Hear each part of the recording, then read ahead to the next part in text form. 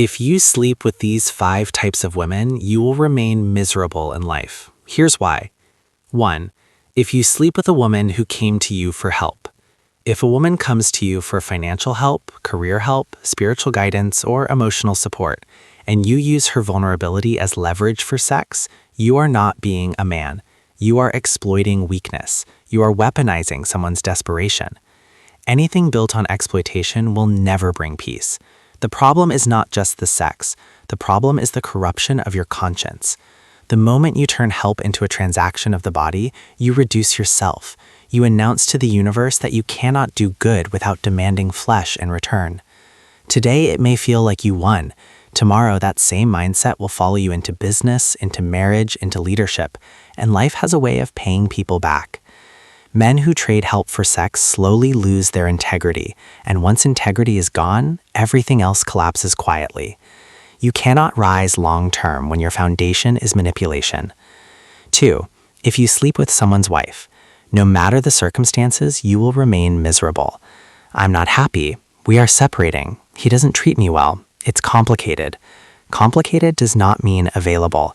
When you sleep with someone's wife, you are stepping into another man's covenant, and covenants are not toys. You may think it is secret pleasure. You may think nobody will know, but betrayal leaves fingerprints on your spirit, your reputation, and your future. A man who sleeps with another man's wife trains himself to disrespect boundaries, and a man who does not respect boundaries will one day watch his own boundaries get violated. Do you think you will have peace in your own marriage later? Do you think trust will flow easily? What you normalize today becomes what you tolerate tomorrow. You cannot sow into another man's destruction and expect a stable home for yourself. Miserable men are often men who destroyed homes and later tried to build one. 3. If you sleep with a minor, there is no justification. There is no excuse. There is no she looked older. There is no she agreed. A minor is a child. When a grown man crosses that line, he is not just committing immorality. He is committing destruction. You are robbing innocence. You are planting trauma. If you want to avoid misery, discipline your desires. One moment of uncontrolled lust can destroy a lifetime of effort. 4. If you force yourself on someone, let's call it what it is. That is violence. It does not matter how angry you were. It does not matter what she was wearing. It does not matter if you paid for dinner. If it is not mutual, it is wrong. A man who forces himself on someone has lost control of his humanity, and when you lose control of your humanity, you open the door to deep misery. You may intimidate the victim. You may escape consequences for a while, but you will not escape forever. Say no to such destructive desires.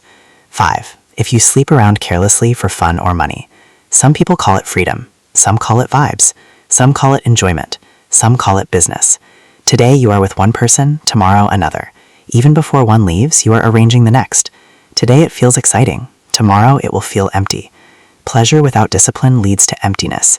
A man who cannot say no to lust will eventually say yes to regret.